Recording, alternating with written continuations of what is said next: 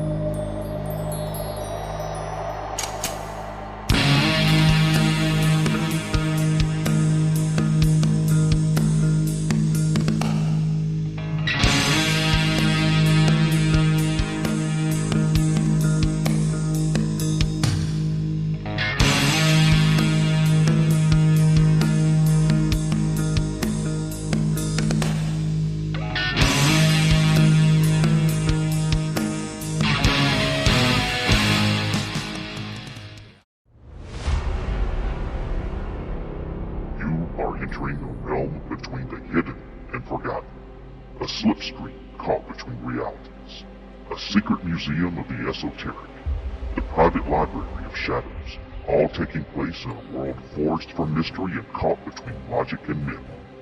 You are entering ParaReality.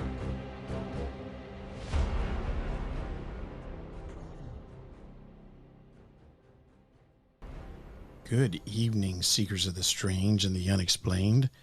Welcome to ParaReality, a place where shadows whisper, mysteries linger, and the line between fact and the unknown grows razor thin. I'm Sandman, your guide through the hidden corridors of reality. Here, every question awakens a mystery, and every mystery pulls us deeper into the truth concealed in the shadows. Tonight, we step once again into the world where the truth and mystery collide. Well, last time on the ParaReality podcast, when I talked about disclosure on the first part, we began our deep dive into the strange, shifting landscape of UFO disclosure, and we explored the history behind the secrecy from Roswell and Project Blue Book to modern military encounters and the Pentagon programs quietly operating behind the scenes. We looked at congressional hearings that sounded historic, but revealed almost nothing. And we heard from whistleblowers whose testimonies raised more questions than answers. And by the end of episode 1, we found ourselves facing a simple but unsettling problem. There's movement in the conversation, but no progress in the truth. Testimony's been given, footage has been released, programs have been acknowledged, and yet we're left with a government that seems willing to say that, yeah, there's something out there without ever really saying what it is. So tonight, in part 2 of my series on disclosure, I'm going to dive a little deeper, much deeper actually, because every story has two sides, the part we're allowed to see and the part that stays buried. If episode 1 showed us the visible side of the phenomena, the history, the hearings, the emerging voices, then tonight we're stepping into the shadows behind it, the part of the story that operates under classification, behind closed doors, inside secure facilities, and within agencies that don't answer to the public. This is where the real questions begin. Things like we're going to ask are, why does secrecy persist? Who controls the flow of information? Why is the narrative shifting now after decades of denial? And what does the government gain by keeping the truth just out of reach? Because nothing about disclosure, not the timing, not the language, not the hearings, not the slow drip of official statements, is accidental. Someone is managing this conversation. Someone is controlling what gets acknowledged and what doesn't. And someone is deciding how much the public is allowed to know and when. So tonight, we're going to pull back that curtain, or at least that's what we're going to attempt to do. I'm going to try to break down the strategic, political, and psychological reasons behind the secrecy. I'll explore the possibility that disclosure isn't unfolding naturally, but is instead being shaped and guided to maintain control. And together we'll look at where all this might be heading, the risks, the motivations, and the paths forward that could redefine everything we think we know. If episode 1 was about how we got here, then episode 2 is about what happens next. This is the ParaReality podcast. Starting a business can seem like a daunting task, unless you have a partner like Shopify. They have the tools you need to start and grow your business. From designing a website to marketing to selling and beyond, Shopify can help with everything you need. There's a reason millions of companies like Mattel, Heinz, and Allbirds continue to trust and use them. With Shopify on your side, turn your big business idea into... Sign up for your $1 per month trial at shopify.com/special offer. Well, the holidays have come and gone once again, but if you've forgotten to get that special someone in your life a gift, well, Mint Mobile is extending their holiday offer of half off unlimited wireless. So here's the idea. You get it now, you call it an early present for next year. What do you have to lose? Give it a try at mintmobile.com/switch. Limited time 50% off regular price for new customers. Upfront payment required. $45 for 3 months, $90 for 6 months, or $180 for 12-month plan. Taxes and fees extra. Speeds may slow after 50 gigabytes per month when network is busy. See terms. ParaReality is a proud member of the Evergreen Podcast Network. For more information or to check out other shows on the network, please visit evergreenpodcast.com.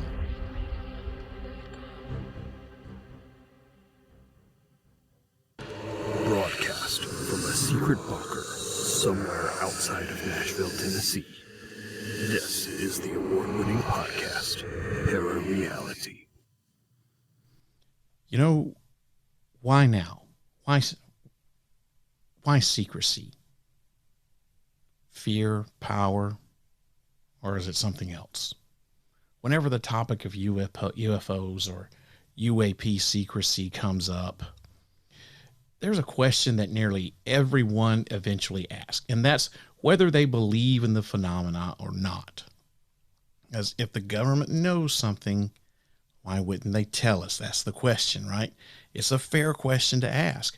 On the surface, transparency seems like the logical path, especially if what we're talking about is a discovery that could reshape science, technology, history, spirituality, economics, and even the understanding of what it means for us to be human.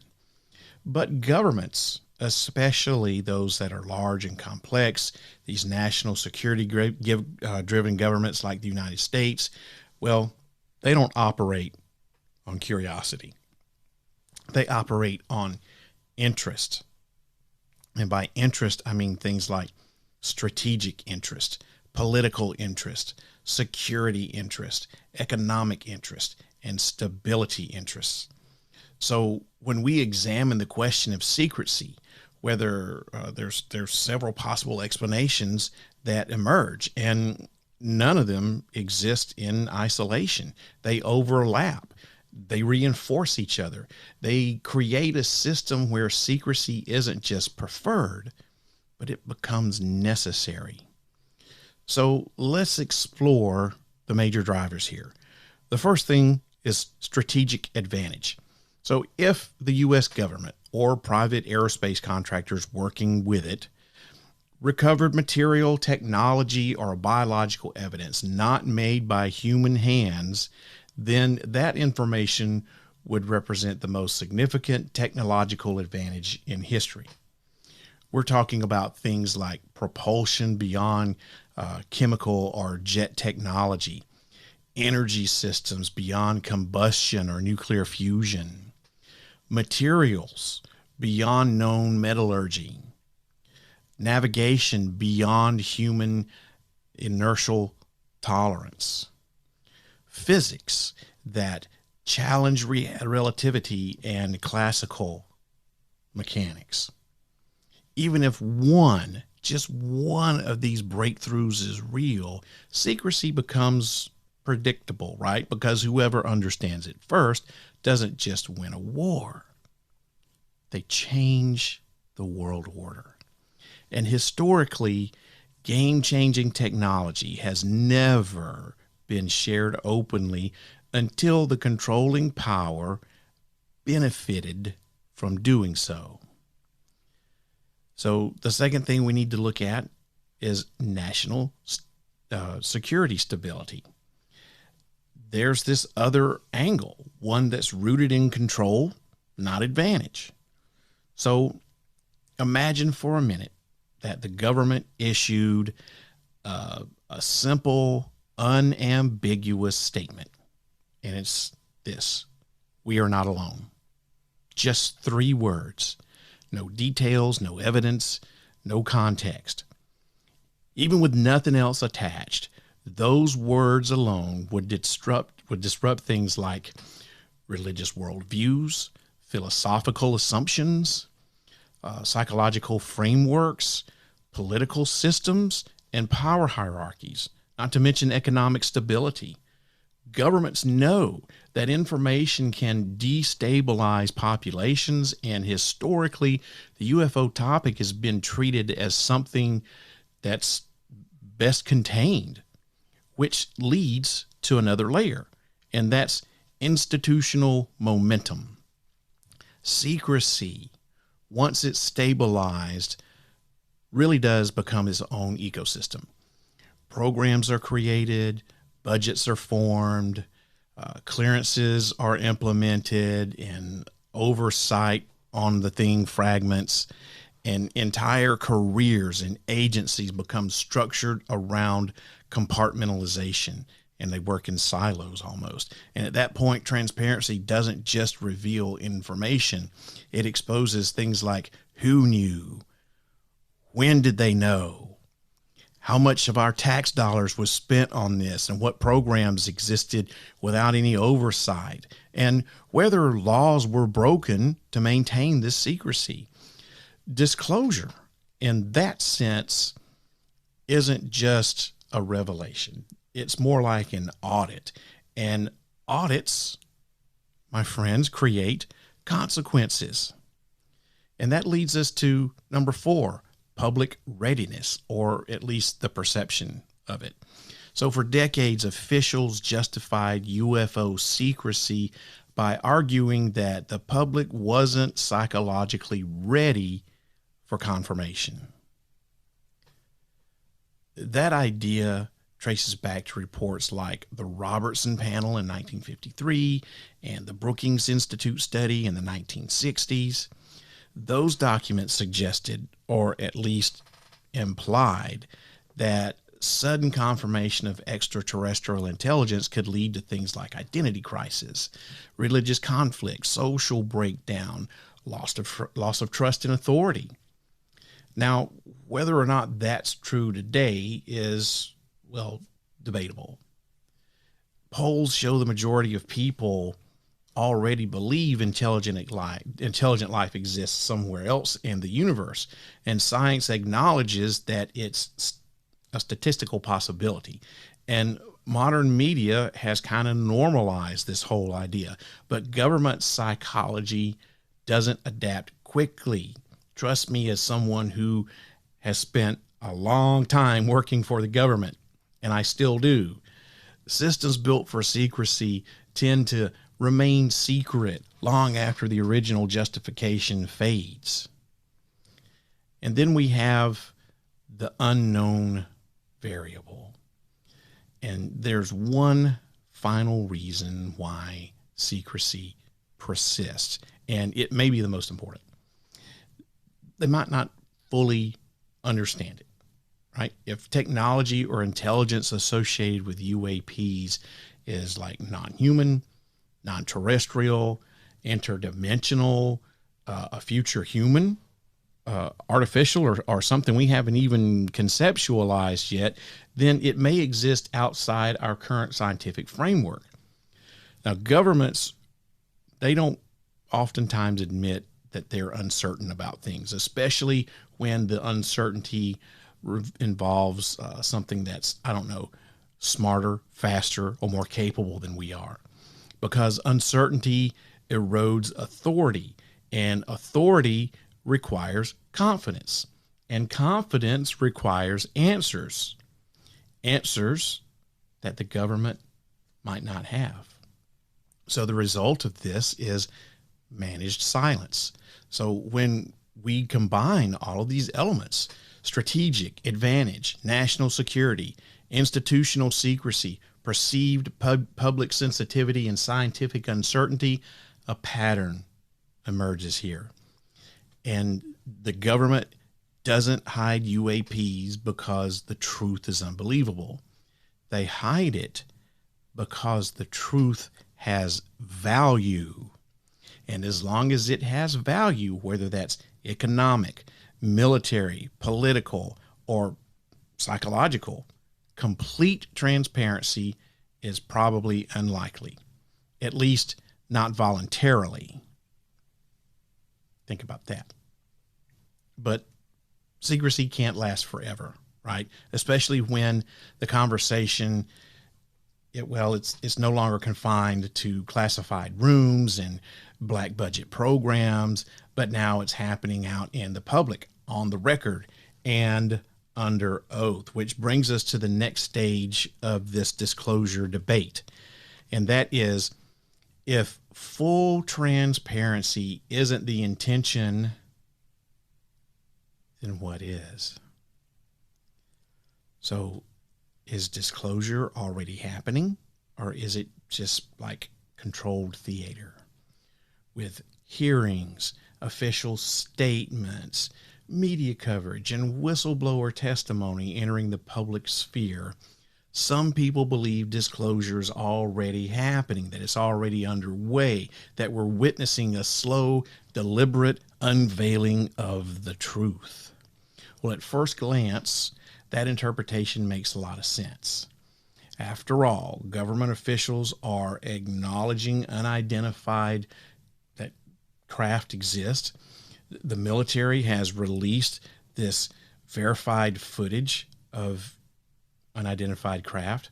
Whistleblowers are testifying on the record about these unidentified craft, and news outlets are covering the topic of UAPs seriously, and public stigma around sightings is starting to fade. But if we look a little more closely, if we examine how information is being released, what's being said, and more importantly, what isn't being said, a different possibility emerges. One that suggests disclosure isn't transparency. It's narrative management. So if the government has made several highly publicized announcements in recent years, statements like, we cannot identify these objects. These craft demonstrate capabilities beyond known technology. We are taking this seriously. On the surface, those statements sound meaningful. But what do they actually tell us? Not origin, not Not intelligence, not purpose, not possession of material, not research progress, not historical context. Just acknowledgement of mystery. In other words, the government has gone from saying nothing is happening to something is happening, but we can't talk about it. And that shift creates the appearance of progress without revealing anything substantial. So you have here a pattern of what I call minimal disclosure. All right. Let's break down this pattern. Number one, admit the phenomena exist, but provide no details. Number two, allow credible witnesses to speak, but avoid verifying or denying their claims. Number three, release footage, but keep the resolution low and the data on it incomplete. Number four, hold hearings, but issue no subpoenas, no investigations, no evidence requests. And finally, number five, create task forces and programs, but keep the findings classified. At every stage where transparency could occur, the progress stops just short of actual disclosure. It's movement without destination. It's change without substance and presentation without resolution. So is it controlled conversation or is it an open inquiry? Well, one of the clearest indicators that the current disclosure climate may be managed rather than organically happening, let's say, is the way that this conversation around is being framed. The government, well, when they make statements about it, they emphasize things like safety, aviation risks, unknown technology, potential adversary capabilities, and national security implications. But rarely, in fact, almost never, do they address the question that most of us are really asking, and that is this intelligence non-human? Is it from somewhere else? Instead, the language remains deliberately ambiguous, just open enough to keep the public interest alive, but closed enough to avoid definitive confirmation. Now, this kind of messaging keeps the public, us, it keeps us engaged, but dependent, never really informed, but it keeps us curious. So why control the narrative? If the government's unwilling to reveal the truth, yet unwilling to deny it at the same time, then the purpose may be expectation management. Controlled disclosure by the government allows the public to acclimate psychologically. It allows the media to normalize the topic. It allows policy to shift gradually and Congress to build administrative structure. Private contractors, it allows them to maintain technological advantage. It transformed a once taboo subject into a regulated space where the government decides who talks, when they talk, what language they use, what evidence is permitted, and what the public is allowed to conclude about all this. So disclosure becomes less about revealing the truth and more about managing how the truth enters society. And there's really, how much pressure is there on the government to reveal more? So another telling sign is that nothing in the current disclosure environment forces the government to provide us, the public, with any kind of additional information. There aren't any legal deadlines. There's no required reporting transparency, no independent oversight, no mandatory evidence release, and no public accountability mechanism. Instead, we get reports with phrasing like insufficient data to draw conclusions. Further analysis is required. Statements that sound responsible, right? But they don't reveal anything. They tell us nothing, nada.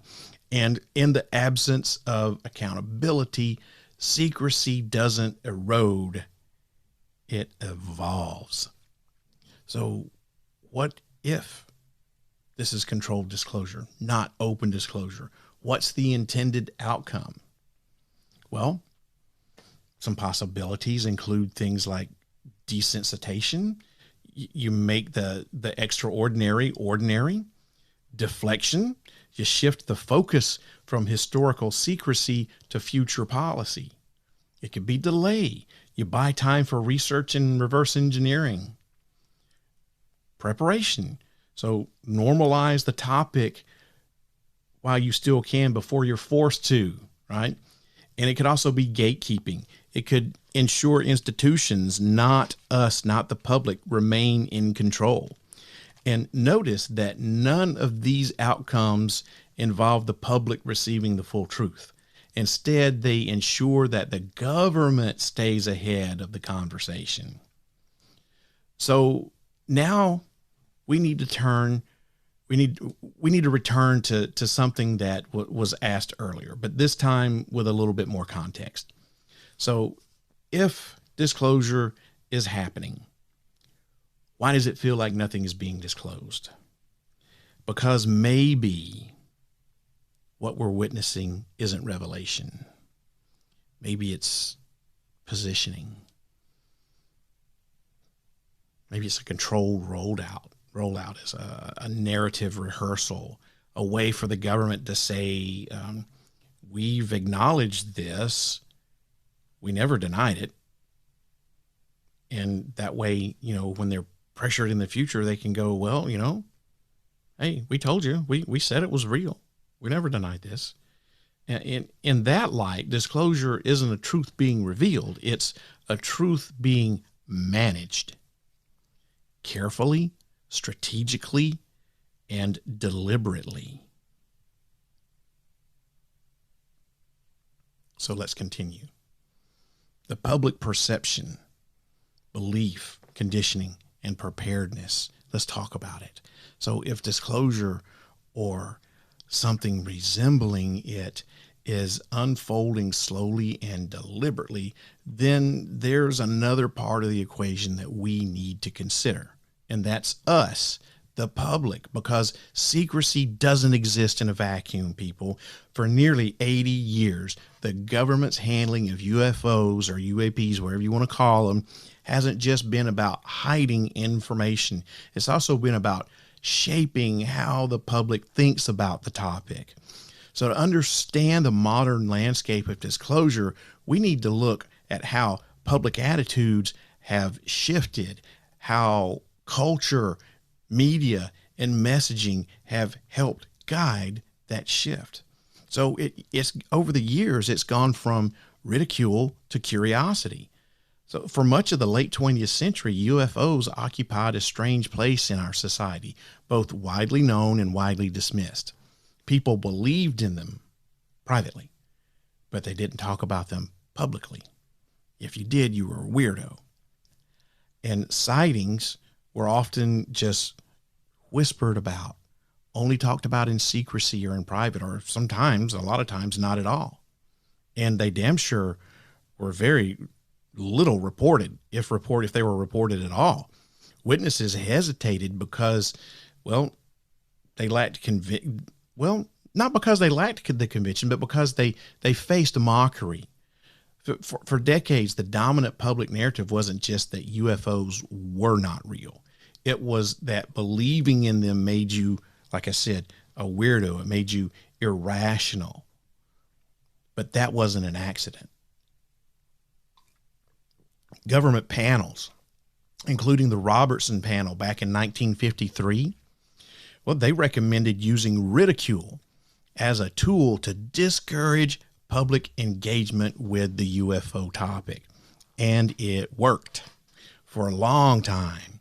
The idea of unidentified craft, UFOs, became like a punchline or a late night talk show gimmick, or some sort of trope in science fiction movies. It was these things rather than something worthy of investigation. Now there's a cultural softening, thanks largely in part to the role of the media. Culture, it evolves, and entertainment often leads the shift. Movies, TV shows, books, and video games started exploring the UFO subject, not as nonsense, but as possibility. From movies like Close Encounters of the Third Kind to TV shows like The X-Files, from documentaries to conspiracy forums, the topic slowly transitioned from the fringe, from something that was taboo, to becoming more accepted and intriguing. And by the early 2000s, something very subtle had happened. And that was the idea of extraterrestrial life wasn't so shocking anymore.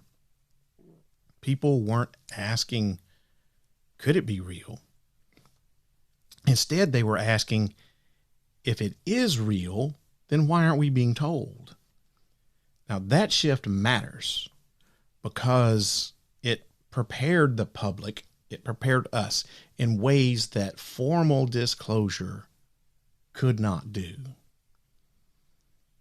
So today, multiple surveys by different agencies show a consistent trend, and that's three things. Number one, a majority of Americans believe extraterrestrial life likely exists.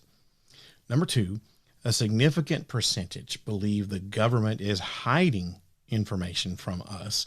And number three, many people now view UAP encounters as plausible, not something fringe. And when military footage was released to the public in 2017, something really extraordinary happened. People didn't panic. There weren't any kind of, there were no mass protests. The market didn't collapse. There's no psychological breakdown. Most people just simply reacted with, something like, yeah, that makes sense. In fact, a lot of people, myself included, were like, we already knew that. We had already assumed that. And that reaction tells us something important. And that's this. If disclosure is happening slowly, it's because the public has already been socially conditioned to accept the possibility. Not through press briefings, but through culture. And belief no longer depends on permission. So this other shift has now taken place, and this is one that may be making secrecy harder to maintain. And that's this, that the public no longer waits for official validation anymore. Witnesses now share their footage like online immediately after it happens, or sometimes while the sighting is happening. Pilots discuss encounters on podcasts and in interviews with magazines and stuff like that, and on television shows. Information spreads faster than institutions can contain it, and the government no longer controls the narrative 100%. At best these days, it just simply participates in it. So are we prepared for disclosure or prepared for control? Well, here's the important question we need to ask. Is the public finally ready for disclosure because society has matured, or because curiosity has gradually been shaped, softened, and normalized? Were we being prepared or simply acclimated? Because there's a difference, right? Preparation implies collaboration, and acclimation implies management. And when a topic moves from ridicule to fascination to acceptance without full transparency, it suggests someone wanted the public to be comfortable with the idea long before they were willing to discuss it openly. So now we arrive at a pivotal point. If the public believes and the government acknowledges, but the truth remains behind closed doors, the question then becomes, what happens when secrecy can no longer be maintained? And with that question, I got to take a pause for the cause. I will be back very shortly. Adobe Acrobat Studio, so brand new. Show me all the things PDFs can do. Do your work with ease and speed. PDF Spaces is all you need. Do hours of research in an instant with key insights from an AI assistant. Pick a template with a click. Now your prezzo looks super slick. Close that deal? Yeah, you won. Do that, doing that, did that, done. Now you can do that with Acrobat. Now you can do that with the all-new Acrobat. It's time to do your best work with the all-new Adobe Acrobat Studio. You've listened to the stories. You've questioned the truth. Now it's time to wear it. Head over to ParaReality.com and check out the official ParaReality merchandise shop. T-shirts featuring the official podcast logo, the iconic ParaReality all-seeing eye, plus mugs, hats, totes, pillows, stickers, and yes, even something for your pooch. But while you're there, don't stop at the merch. Look a little closer. Dig a little deeper. Somewhere on the site, you'll find the entrance to the secret bunker, the members-only section of ParaReality.com. Inside, the ParaReality top secret files. Real FBI documents on UFOs, aliens, Bigfoot, Adolf Hitler, and more. Plus classified audio. Some of the strangest messages ever left on the secret bunker hotline, and access to a secret podcast side project that's never been released publicly. And here's the best part. It's all absolutely free. Once you're in, don't forget to claim your free ParaReality Podcast Secret Bunker t-shirt. Just make sure you place your order. The truth is out there. The bunker is waiting. Visit ParaReality.com and find what you weren't supposed to.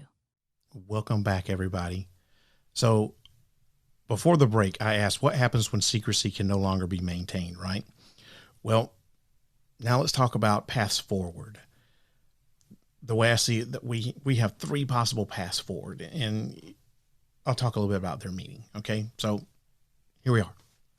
We have a government that acknowledges this phenomenon but refuses to clarify it, and we have whistleblowers who speak about it openly but whose testimony, well, doesn't go anywhere, it just leads nowhere.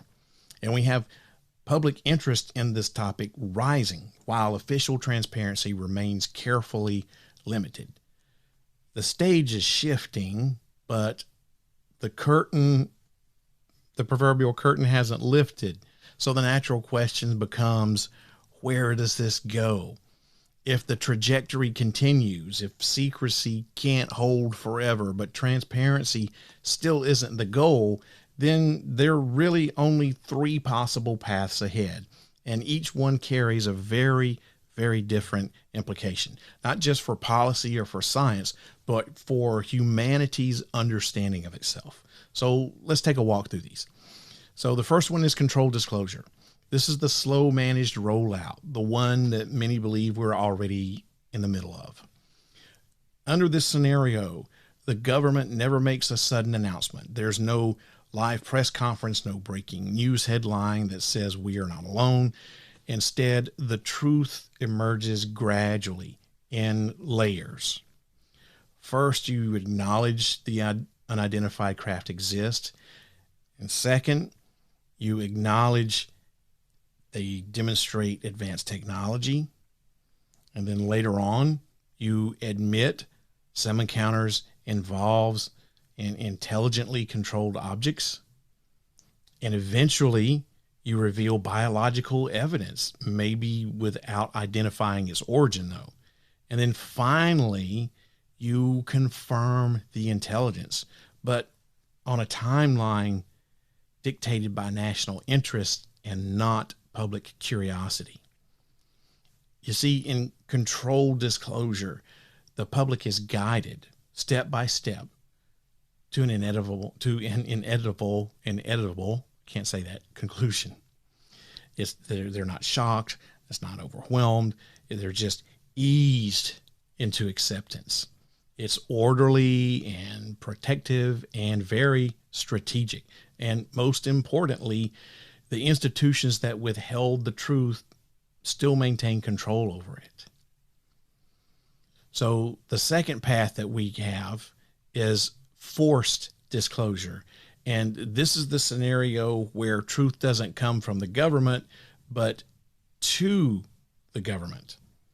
It could be triggered by things like a mass public sighting, an undeniable UFO landing, leaked classified information, international disclosure by another nation, or increasingly non-human action that's beyond human control.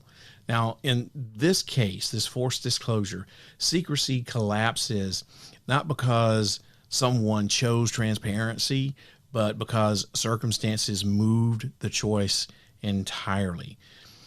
If this happens, the government response would likely be reactive and not proactive. It would be more like a knee-jerk reaction.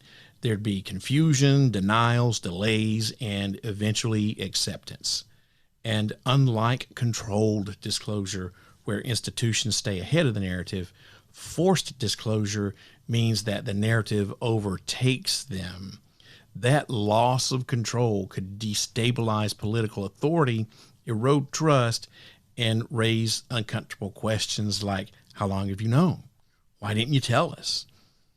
Who was allowed access and who wasn't? What else have you hidden from us?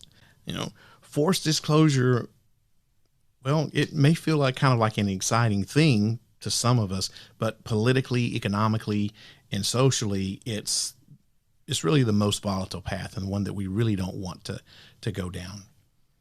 Path 3 is the perpetual middle ground here. And this may be probably the most unsettling, that disclosure never fully happens, not officially, not publicly, and not clearly. Instead, we remain permanently suspended in ambiguity. We learn that, well, something is out there, but we're never told what it is. Reports about it will continue. Hearings about it will continue. Acronyms about it change. Programs about it shift names. Testimony comes and goes, but full confirmation never arrives. Does that sound kind of familiar? Huh? It does to me. It's exactly what's going on right now as far as I'm concerned. We're still getting congressional UFO hearings. We're still getting reports that these things are out there. Acronyms have changed from UFO to UAP, from ATIP to ARROW. Programs shift names. Like I said, ATIP to ARROW. Testimony comes and goes. But all this has happened and is happening, but we still have never got full confirmation. In this scenario, the public, us, we the public, we the people, we become accustomed to the unknown. The extraordinary becomes ordinary, and mystery becomes like nothing more than a background noise. And over time, unanswered questions stop feeling urgent. Instead, they become normal. And in that world, disclosure isn't a single event or a revelation, but it becomes more like a condition, a constant state of almost knowing, a quiet understanding that's suspended just short of confirmation, not because the truth isn't available, but because someone somewhere decided we shouldn't cross that final line. So which path are we on? Well, right now, you could make an argument that we could be on path 1, because if you just base it on the controlled language, the selective releases, the lack of follow-up, the absence of accountability, the careful pacing, and the strategic ambiguity, you could make a good argument to say that we're probably on path 1. It's a slow, deliberate, carefully crafted drip to inform us, but not acclimate, not the truth, but management. Now, I've made an argument for path 3. I'm sure someone can make an argument for path 2. That's, like I said, the most volatile one. I don't want to be not going to try and get on that one. But, paths can change, and public pressure, it evolves, and leaks can grow harder to contain. Technology can make secrecy fragile. And history shows no institution remains in control forever. So when the public knows, even without confirmation, at some point the government's official position might just become irrelevant. Not because they finally reveal the truth, but because the public reaches it without them. They may already be approaching that threshold anyway, because right now we have verified military footage, eyewitness testimony from trained observers, radar-confirmed encounters, government acknowledgement of unknown craft, legislative action forming UAP task force, and whistleblower allegations supported by security clearances. And most people, whether casually or carefully informed, most people now believe there's more to this story than what we're being told. So what happens when belief becomes consensus, even without official confirmation? Well, there are 3 keys that this shift's already underway. So shift number 1, the burden of proof has reversed. For decades, anyone claiming UFOs were real had to prove it, right? Eyewitnesses were questioned, pilots were doubted and ridiculed and made fun of, and scientists avoided the topic to protect their credibility. But today, if someone claims that there's nothing to the UAP phenomenon, they are now the ones expected to justify their position. That reversal is rare, and it's a telling thing. It means public, we no longer see skepticism as the default, but avoidance. And avoidance isn't the position of someone confident in their truth. It's the position of someone protecting their truth. Shift number 2, the public narrative no longer belongs to the government. For most of the 20th century, the government controlled the information flow. If something strange appeared in our skies, the public relied on news anchors, military spokespeople, official press releases. And today, the chain of credibility is fractured. Information can originate from basically anywhere: civilian smartphones, airline cockpit recordings, leaked military documents, declassified Freedom of Information Act releases, podcast and alternative media like this one, satellite tracking hobbyists, social media posts seen by millions of people within minutes of it being posted, and the government can't control the conversation. At best, it can attempt to shape it after the fact. Shift number 3, official silence no longer denies the phenomena, it validates it. So there was a time when the government silence just implied that there's nothing out there, and now that same silence implies, there's something here and we're just not talking about it. So when testimony goes unchallenged, and when claims go uninvestigated, when whistleblowers face no legal correction, the silence becomes part of the narrative. It becomes intentional, measured, strategic, and in some cases, louder than a denial ever could be. So the government may be waiting for the public to demand disclosure, or they may be waiting for a moment when admitting the truth benefits national interest more than hiding it does. But there is a scenario with even greater implications, and that's the one where the government may eventually claim that it's disclosing only after the public already knows. And when that happens, the tone won't be revelatory. It'll sound like justification, like a correction or a reframing. or a final attempt to rewrite history, right? The government could say, like, we've always taken this seriously. We've released everything when the time was right. We did this to protect stability, and we acted responsibly. Public acknowledgement, not of truth, but of control. So the question isn't, will disclosure happening? It's, who will own the narrative when it finally does?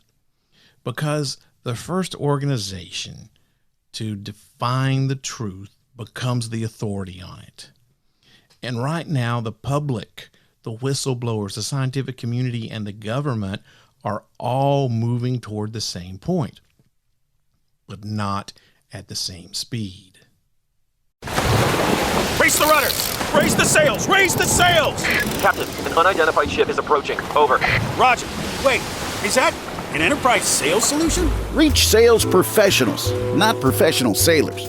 With LinkedIn ads, you can target the right people by industry, job title, and more. Start converting your B2B audience today. Spend $250 on your first campaign and get a free $250 credit for the next one. Get started today at linkedin.com/campaign. Terms and conditions apply. This episode is brought to you by Stouffer's. Here comes 3-time juggling champion Natalia Rogers. She's juggling law school, her TA job. Oh, narrowly catches the laundry. What's that fourth ball? Parents unexpectedly showed up at dinner time? Is that too much for Natalia? Not with Stouffer's Chicken Alfredo and its mouth-watering mix of Asiago, Romano, and Parmesan. When you're juggling 4 things at once and the clock strikes dinner, think Stouffer's. Hey guys, I'd love to hear from you. Do you have a story, a question, or a topic you'd like me to cover? If so, you can reach me directly by email at sandman@parareality.com. Or for a more personal touch, you can just call the Secret Bunker at 615-461-5001 and leave a message. Just know that by calling, you're giving me permission to feature your voice on the podcast. Again, that number to call is 615-461-5001. You want to stay up to date with all things ParaReality? Then follow me on all major social media platforms.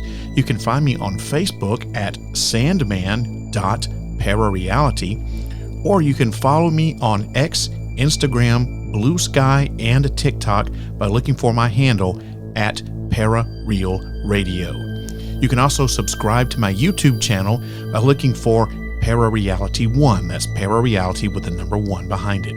And don't forget to visit my website, ParaReality.com. That's where you'll find an archive of all of my past podcast episodes for free. You can also find the latest in paranormal news from all around the world under the Para News section. Your support means everything, whether you buy something from my store or leave me a positive review on whatever podcast app you're listening on. A 3-star or higher review goes a long way in helping this podcast reach new listeners, and I would truly appreciate it. Thank you. All right, welcome back, everybody. So where do we stand now and what's going to come next? So now we've reached the present moment, a crossroads.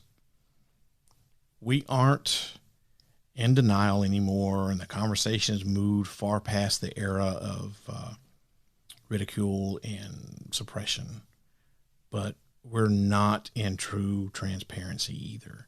Instead, we're in a space that feels transitional, a kind of holding pattern between acknowledgement and confirmation, a space where the public is aware, the evidence is public, testimony is recorded, and it's out there for the public, and there are government entities that exist to investigate these things, but the final answers remain withheld. So where does that leave us? Well, right now, we stand on 3 converging realities. The first is that the phenomenon is real. Regardless of origin, interpretation, or classification, the existence of unidentified aerial phenomena is no longer in question. That part of the debate is over. When military systems track objects with instantaneous acceleration, hypersonic mobility, transmedium movement, no aerodynamic surfaces, no visible propulsion, and when those reports are verified, documented, and acknowledged, the question is no longer if, it's what and who. Second is that institutions are not ready to explain it yet. Whether the reason is strategic advantage, incomplete understanding, national security protocol, internal secrecy, or political calculus, the government is not prepared to give us a full accounting, at least not yet, and maybe not willingly. See, key information remains classified. Key programs remain inaccessible. Key claims remain uninvestigated. And even now, with testimony on record, there aren't any subpoenas being issued. There's no demanded documentation, no legal pressure applied to obtain answers. And this tells us something, people. Disclosure, if it comes, will not come through force. It will come through decision. It'll be a timing choice. It'll be a calculation. And we have finally that the public is no longer waiting for permission. This may be the most important development. The public, us collectively, we've crossed the threshold, not because we were told, but because we've seen enough. There's leaked footage, whistleblower testimony, satellite tracking stuff, civilian recordings, and decades of reports, and all these things combined have created something very powerful that the government doesn't want us to have. And that's independence. You see, belief no longer depends on the government affirmation. Curiosity no longer submits to official silence. And information flow no longer travels just in one direction. In many ways, the government is no longer the gatekeeper of knowledge. It's just one more voice among the many. So, what happens next? Well, my friends, that depends on which force becomes stronger. Institutional control, public demand, further leaks, international pressure, or simply the phenomena itself. If the current pattern continues, we may see more hearings and more reports and more acknowledgement, but we still won't get any answers. If pressure escalates, legal, political, or public pressure, we may see movement towards accountability. And if something dramatic occurs, like a mass sighting or some sort of classified leak that's too large to contain, or maybe even we have direct interaction, then secrecy may not survive the movement. But whatever happens, one thing's certain. We were further into this conversation than any previous generation. That's for sure. This is no longer speculation. This is no longer rumor. This is no longer fringe. It's real. It's documented. It's acknowledged. And yet it remains unresolved. So the final question isn't, is disclosure happening? The real question is, who gets to define the truth when it finally reaches the surface? Now, as we wrap up part 2 of this series on disclosure, one thing has become clear. The truth about the UAP phenomena isn't just about lights in the sky or unusual craft or unexplained encounters. It's about systems, complex systems that control information, manage perception, and decide what the public is allowed to understand. Now, tonight, we've looked at what drives that secrecy, the strategic advantage of unknown technology, the institutional momentum that keeps classified programs buried, the political risk of admitting things too soon or too late, and the growing reality that the public may no longer need permission to know what already exists. But disclosure, real disclosure, was never going to be a process of things like a press conference or a single dramatic reveal. It was always going to be exactly what we're experiencing now. A slow, uneven, carefully measured shift from denial into acknowledgement, from acknowledgement into ambiguity, and ambiguity into something that looks like transparency but never crosses that final line. And that brings us to the question that sits at the center of this entire discussion. If the government already knows the truth, whatever that truth may be, then what will it take for them to finally share it with us? Will it come from political pressure? Will it come from a leak that's too big to contain? Will it be a sighting that's too public to dismiss? Or is it going to be another nation stepping forward first and acknowledging disclosure? Or will it just simply come from the phenomenon itself, a movement that forces humanity to confront a reality much larger than the one we've been allowed to see? Well, we don't know, at least not yet. But if the walls around this topic, man, they are shifting. The narrative is loosening. And the distance between what the public believes and what the government admits is shrinking a little day by day. The truth may not be here yet, but it's moving, and sooner or later, it's going to arrive. And when it does, the real questions won't be whether we're alone. It won't be whether unidentified craft exists. And it won't be, where do they come from? The real question will be, when the truth finally steps into the light, will we recognize it?